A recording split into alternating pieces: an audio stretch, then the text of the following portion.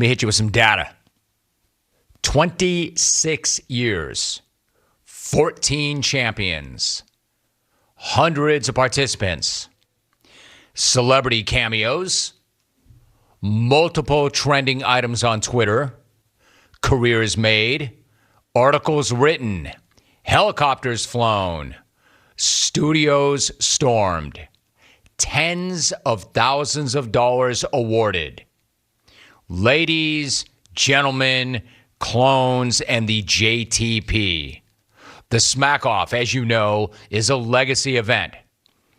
And after 26 years of doing it, damn, more than a quarter of a century, you do not see too many firsts. You do not see things happen that have not already happened before, except yesterday. Way out of season, we did experience a first.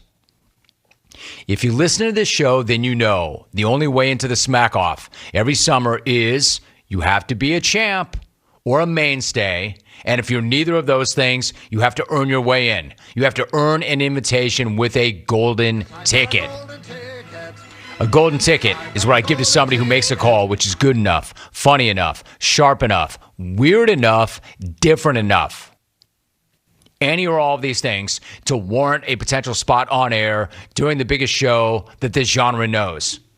So far, I've given out 3 for Smack Off 27. Slurome in Houston had one. He lost it. Ariel Helwani and Chris in Southeastern Wisco are holding on to one right now. Except yesterday, that number grew to 4 with this call right here. Hey, Paul, what's up? How are you? Hey, Jim. It's a pleasure to speak with you. You too, Paul. What's up? First off, I'd like to really, my dog's barking. Dude, what kind of dog is that? I think he's kind of a lot of different ones, but I think he's a Ridgeback. Okay. And Jack Russell. But anyhow, Jim, I want to, extend your support to the equine industry. My father raced horses out of Toronto. And every winter, he would have to go down to New York. Oh, Alvin's getting me. So I became a Jets fan as my dad was living out of New York.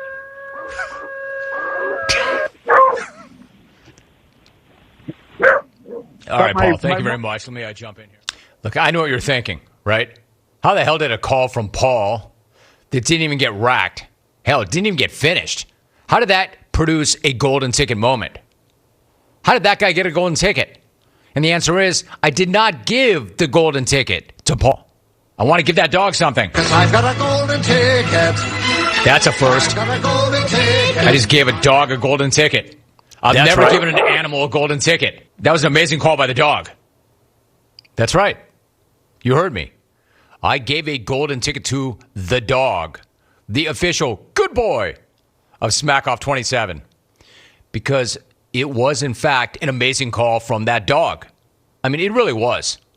First off, the timing from the dog was impeccable.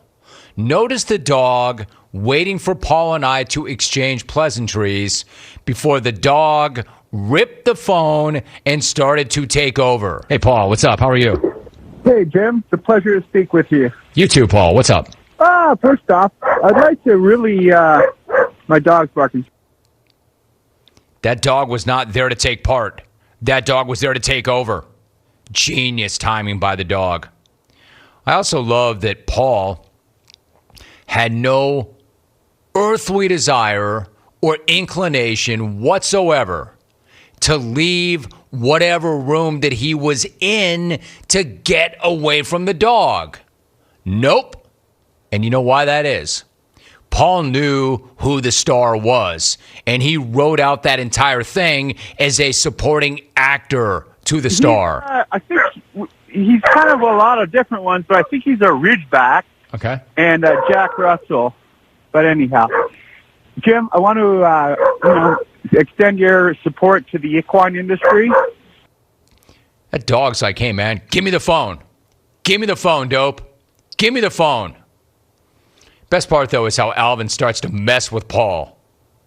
You may have noticed, or you may have not noticed, but Alvin starts to play dog bark drops and growls and howls. And Paul, I can't figure out this part. I don't know if Paul is asking for like a landline for Alvin to rescue him, like, Alvin, come and get me, or if he kind of calls it out like, Alvin's getting me. Listen to this and you tell me what you think. Hey, Paul, what's up? How are you? Hey, Jim. It's a pleasure to speak with you. You too, Paul. What's up? First off, Wait for I'd it. like to really, my dog's barking. Dude, what kind of dog is that? We know. I think he's kind of a lot of different ones, but I think he's a Ridgeback Okay. and Jack Russell. But anyhow, Jim, I want to, extend your support to the equine industry.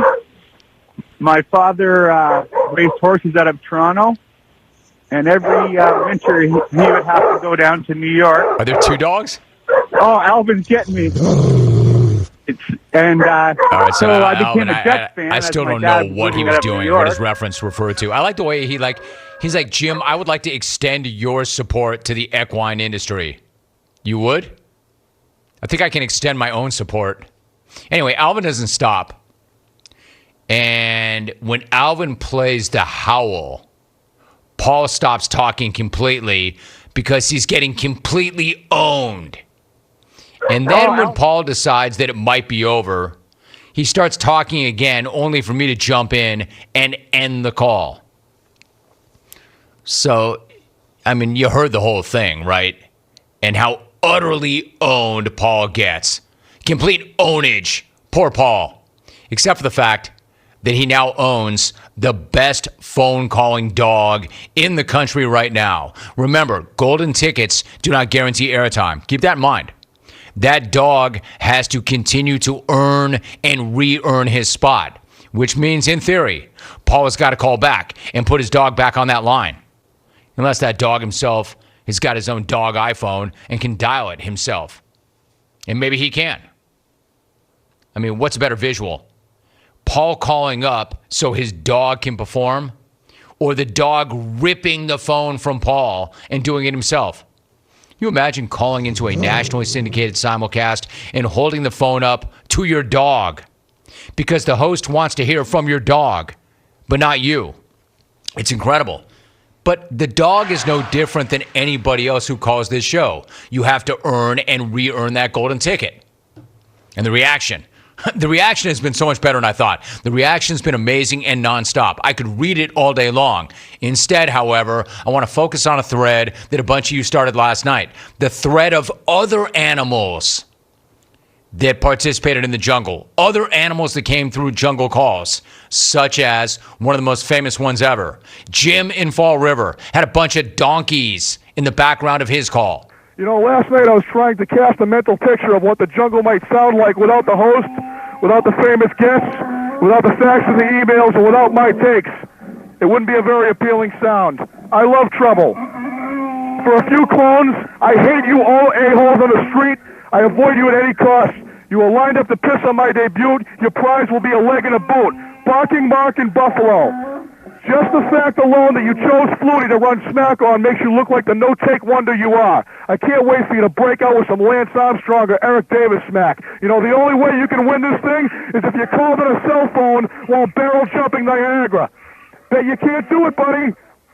Before Hassick arrived, Buffalo's greatest athlete was Bob McAdoo. Look how that turned out. The only thing Buffalo has over Kraft Chester is a chicken wing recipe that you didn't actually invent. When Dan Rather still had his facilities in order, his most famous quote was, "Americans will put up with anything provided it doesn't block traffic." Which brings me to the Palm pilot, Jeffrey in Phoenix. Jeffrey being chucked a bird by other drivers on a greasy car phone somewhere in the valley. Jeffrey is living proof that of all the clones with nothing to add, maybe 10% of them decide not to call. The next time I care what another clone does for work will be the first time. You waste time with your Wall Street delusions while giving us Walmart takes, Jeffrey. Jeffrey, cough up a buck and send Rome a free fruit basket instead of making us yawn while you endanger other Valley transients, residents in your car phone, calling up to tell me you can't feel the pain of Celtic fan. Tell me something, buddy. Walter Davis, Jason Kidd, and you are the biggest yellow rat bastards in Maricopa County. When you get clever, I want to throw a Jody Foster reset look on the map. The Big Dance rape trial. Is that in the background? Not Fall River. Fall River is the place where 100 years ago the chick that Jim, what is that? What is that animal in the background? She was Lizzie Borden, and the house now is an historically present. One of my great regrets is running him. Jim in Fall River is probably the best caller ever to disappear from the program. I have no idea where he is. And for years and years, I would try to invite him back to the Smack Off. He had never won. But he was arguably the best to ever do it and not win, and then disappeared, and I have no idea what happened. That guy was so far ahead of his time. That call, aside from the dated references, that call would be as good a call in a Smack-Off. I mean, not a winning Smack-Off call, but that would be a top 10 in any Smack-Off in any year. That call was made 20 years ago. That call was made in the year 2000. Genius, man. Genius. And donkeys in the background. Somebody else mentioned the time that Jim in Fall River, bro. Dude, where are you? What are you up to, man? How you living? It's been a minute or 2 decades. Somebody else mentioned that Tommy in Detroit became a SEAL 4 different times during his debut call, which was way back in 2006. Hey, Philly. Being relatively new to the jungle, let me be the first to properly introduce you to a bunch of baby kitten murdering front porch builders, the state of Wisconsin. Now, their state abbreviation is WI, and it stands for We're Inbred. Their football team, the Packers, represents the only job the population's qualified for, and that's wrapping things and then putting them in boxes. Their basketball team, the Bucks, represents the population's 2 front teeth, and their baseball team, the Brewers, represents that legendary award-winning lager, or urine water, known as Milwaukee's Best. And it washes filet of feline very smoothly down that gap in their grill.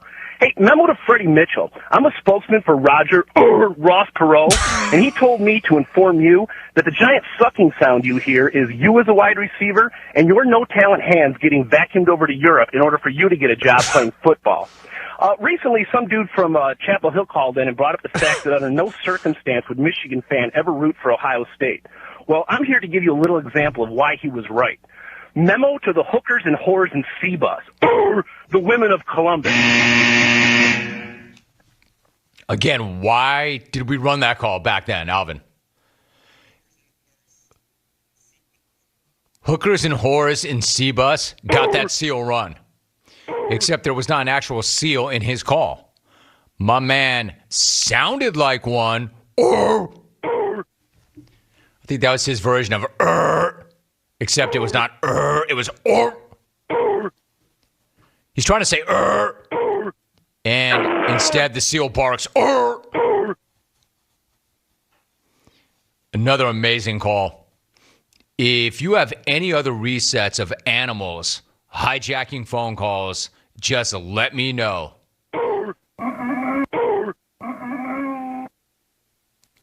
Because a dog has a golden ticket. So why don't we all bask in the glory that a dog got a golden ticket before Johnny Scabs in Detroit. A dog secured a golden ticket before Jen in Harrisburg. Those dudes have been up in here trying for years. And yet a dog, not even trying, got one on his very first call. How's that grab you, Scabs? You like that, Jason? Oh, and Stucknut. I'll take the early odds on that dog anytime, bud. You like that? Little recap, little throwback. I like that. Man, Jim in Fall River, that dude was so far ahead of his time. Honestly. His calls of 20 years ago are better than 99% of the calls I get today. 20 years ago. Hitman Canadian is in. Quote, Jim in Fall River's call remains legendary. Oh, it is. But that's not even his best call. He had a better call. At Bill Ratka, quote, I'm still in tears all these years later listening to one of the all-time greatest calls. Hashtag Jim in Fall River.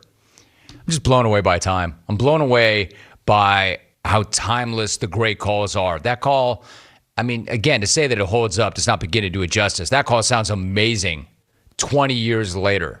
That's how good that call is. That's how far ahead of that guy's time he was. Chris in Montana, forget BIC. Jim in Fall River is the best caller ever. No. Brad is the best caller ever. The stats back that up. Brad is the best ever. The BIC is the best. He's the GOAT. But Jim in Fall River definitely is one of the best and one of the most unique. And Mailman Casey tweets, I think Jim from Fall River got kicked in the head by his donkey, and now he's known as John in New York. Dude, that is cold.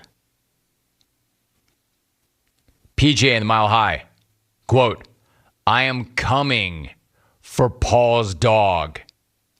Signed Manny's dad.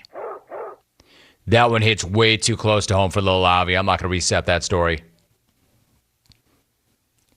Manny Pacquiao is Alvy's hero and legend and mentor. I'm not even going to reset that Manny's dad allegedly killed their dog and ate it. Allegedly. Let it go, let it go. Dude hit that note, didn't he? Sonny in Toronto's in, quote, a dog got a golden ticket before I did. Right, Sonny. My man, I appreciate you. Just not your chances of getting a golden ticket. That will never happen. Rome Slice. Thanks for the golden biscuit. I am going to hump the field into submission, just like I hump Paul's leg. Regards, the dog.